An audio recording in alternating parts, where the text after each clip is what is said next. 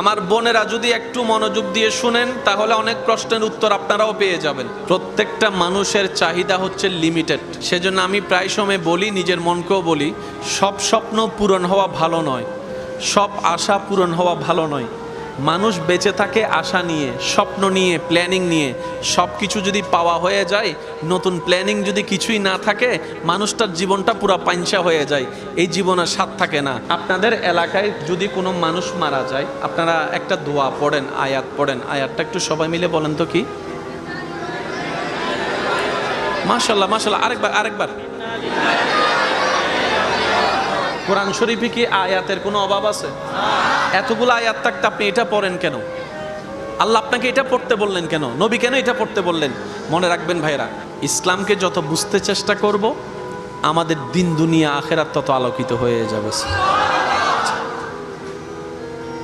আপনজন মারা গেলে, প্রিয় জিনিস হারাই গেলে মনে কষ্ট লাগে কি লাগে না? আপন মানুষ হারিয়ে গেলে মনে কষ্ট লাগে কি লাগে না? যখন হারিয়ে যায় তখন কি আর ভালো কথাও শুনতে ভালো লাগে? যখন হারিয়ে যায় তখন উপদেশ বাণী শুনতে কি ভালো লাগে? দেখবেন প্রিয় যখন মারা যায়,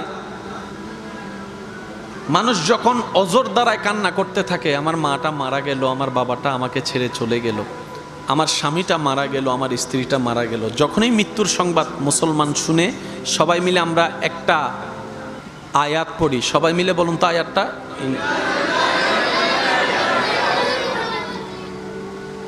এতগুলো আয়াত থাকতে আল্লাহ আমাদেরকে এটা কেন পড়তে দিলেন?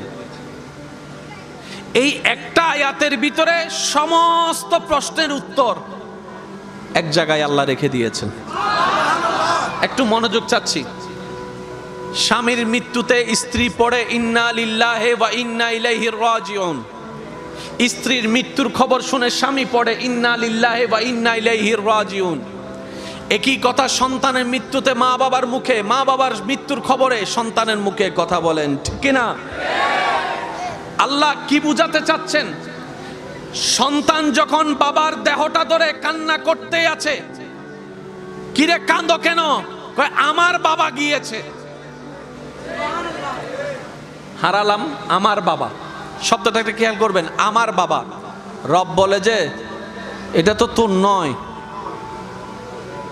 তো আল্লাহ এটা কার? বলে যে এটা আমি আল্লাহর বান্দা। যে কষ্ট নিয়ে বান্দা তুই কান্না করছিস, হারিয়ে ফেলেছস মনে করছিস, এটা তোর বাপ হিসেবে তোর যেমন অধিকার আছে, আমি রব সৃষ্টি করেছি, আমার অধিকার তোর বাপের উপর আরো বেশি আছে। তুই তোর বাপকে জন্মের পরে, বুঝার পরে বাপ হিসেবে চিনে ডেকেছিস।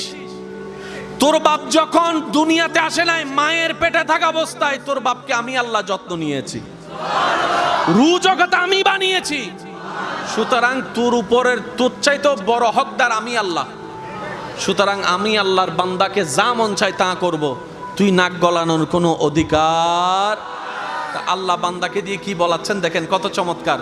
ইন্না লিল্লাহি, নিশ্চয় আমার বাবা আমার আল্লাহর জন্য। একটু জোরে বলি। অর্থাৎ আমার বাবার একমাত্র মালিক আমার আল্লাহ। ওয়া ইন্না ইলাইহি রাজিউন, সম্পদ তার মালিকের দিকেই ফিরে গিয়েছে। তার মানে আমার বলতে বাপ এটা আসলে আমার, মাটা আমার, স্বামীটা আমার, স্ত্রীটা আমার, সন্তানটা আমার, জায়গাটা আমার, গাড়িটা আমার, বাড়িটা আমার, ব্যবসাটা আমার, সব কিছু কাট দেওয়া।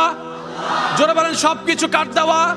তো যদি আমারই না হয়, আমার টেনশন আর কই? বুঝবেন যে 100 টাকা আপনার পকেট থেকে হারানোর পরে আপনি পাগলের মতো টেনশন করে খুঁজছেন, পাওয়ার পরে সেই 100 টাকার যখন জিনিস কিনবেন, 100 টাকার মালিক যখন দোকানদার হবে, দোকানদার থেকে 100 টাকা হারাই গেলে আপনি কি আর টেনশন করবেন? কেন? কারণ আপনি এটাকে নিজের মনেই করছেন না। যতক্ষণ নিজের মনে করেছেন টেনশন আপনার ছিল, যখন মনে করেছেন টাকাটা তো আমার না, দোকানদারের, আমি টেনশন করে লাভ কি? ঠিক এটাই আল্লাহ শিক্ষা দিচ্ছে, ও আমার বান্দারা, তোমাদেরকে আমি দুনিয়াতে পাঠালাম, তোমরা মেহমানের মতো থাকবা, মেহমানের মতো করে থাকবা, মেহমানের মতো করে জীবন যাপন করো। সুতরাং মালিক হওয়ার চেষ্টা করিও না, মালিক হওয়ার চেষ্টা করিও না, নিজের কিছু করার চেষ্টা করো না। তোমরা বান্দাদের, রব্বুল আলামিন বলে, তোমরা বান্দাদের শুধু দুইটা জিনিস আপন আছে, একটার নাম ঈমান আর একটার নাম নেক আমল। নিজের বলতে কয়টা জিনিস? জোরে বলেন কয়টা? একটার নাম ঈমান আর একটার নাম নেক আমল। এই দুইটা জিনিস ছাড়া আমার আমার বলতে, আপনার আপনার বলতে আর কিছু। এবার আসেন, অন্ধকার রুমে ঘুমাইতে পারে না এমন অনেক ভাইয়ের এখানে আছে না নাই? একটু জোরে বলেন না, আছে না? অন্ধকার রুমে থাকতে পারে না এমন অনেক বোনের আছে না নাই? তো কবর কি আলো না অন্ধকার? কবর কি ঘরের ভিতরে না বাইরে? তো এই কবরে মারা যাওয়ার পরে যারা নিয়ে যায়, লাশটা বের করে যারা রাখতে যায়, তারা কি দুশমন না আপনজন? আপনজনেরাই যেহেতু কবরে রাখতে যাচ্ছে, তা আপন আর কই? বলেন বলেন বলেন বলেন বলেন। ইউ আর মাই ডার্লিং, কিছু কথা বলে না। ইউ আর মাই জান, ইউ আর মাই ফ্রান।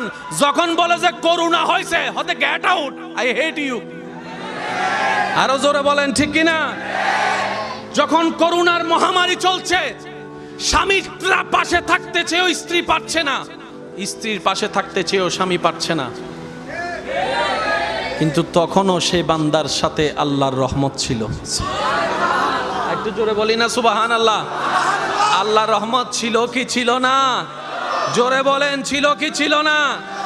এবার বলেন, আমাদের শুধু সম্পদ কয়টা? একদম সবাই বলেন কয়টা? আসল সম্পদ কয়টা? একটার নাম ঈমান, একটার নাম, আরেকটার নাম নেক আমল, আরেকটার নাম। এবার আপনারা বলেন, একটার নাম, একটার নাম, আরেকটার নাম। আসল সম্পদ যে দুইটা আছে, সে দুইটার প্রতি আমরা কখনো মনোযোগই দিই না। এবার বাকফল আইকা হইতাম, অনারা কেন হন না? বাকফল, বাকফল তো বুদ্ধিমান আর হইলাম কই? আমরা তো চালাকের বেশে গাদা। এই চামড়াটা খুললে আমি প্রায় সময় নিজেকে নিজে বলি, আল্লাহর রহমতের চশমা দিয়ে যদি তাকানো হতো, একটা মানুষের চেহারা দেখা যাইত না, সব গরু গাদা দেখা যাইত। কথা বলেন ঠিক কিনা? আমরা সবাই মানুষের ভেষে এক একটা পশুর চাইতে খারাপ মানুষ বসে আছি। সেজন্য অনেক মানুষের চরিত্র দেখে অনেকে বলে তার অভ্যাস চরিত্র জানোয়ারের চাইতেও খারাপ, জানোয়ারের চাইতেও খারাপ। জানোয়ার হচ্ছে হিংস্র, সে বাঘ, সে জানোয়ার, হিংস্রামি করে সে খাবে। কিন্তু মানুষ তো বিবেকওয়ালা, মানুষ তো আকলওয়ালা, মানুষ তো পড়ালেখা করে, তারপরও সে নাকি এত বেয়াদবি করে, সেটা পশুর চাইতে খারাপ হয়ে যায়। কথা বলেন ঠিক কিনা? আল্লাহ আমাদের সবাইকে মানুষ বনার তৌফিক দান করুন। এবার আওয়াজ দিয়ে বলেন, আমার বলতে কিছু, আমাদের বলতে কিছু, এমনকি আমি বলতেও কিছু নাই। আমি বলতেও কিছু। এবার একটু মনোযোগ। আমাদেরকে পাঠাইছেন কে? চোখ দিছেন, হাত দিছেন, একটু জোরে বলেন। পা দিছেন, ঠোঁট দিছেন, নাক দিছেন, চেহারা সাজাইছেন, রং দিয়েছেন, কিডনি দিয়েছেন। তা আমার কই? আমি নিজেও তো আমার না। তো অহংকার হয় কখন? যখন আপনি কোনো একটা কিছুকে আমার মনে করবেন, তখনই তো অহংকার।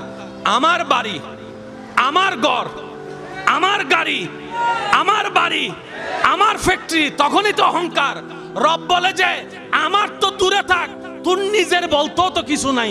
তোর হাতটা আমি রবের দেওয়া, তোর চেহারা আমি রবের দেওয়া, তোর ব্রেন আমি রবের দেওয়া, তোর কলিজাটাও আমার রবের দেওয়া, তোর সারা শরীরও আমি রবের দেওয়া। তো যে বান্দা আগে থেকে বুঝে আমার বলতে কিছু, সে আর অহংকার করতে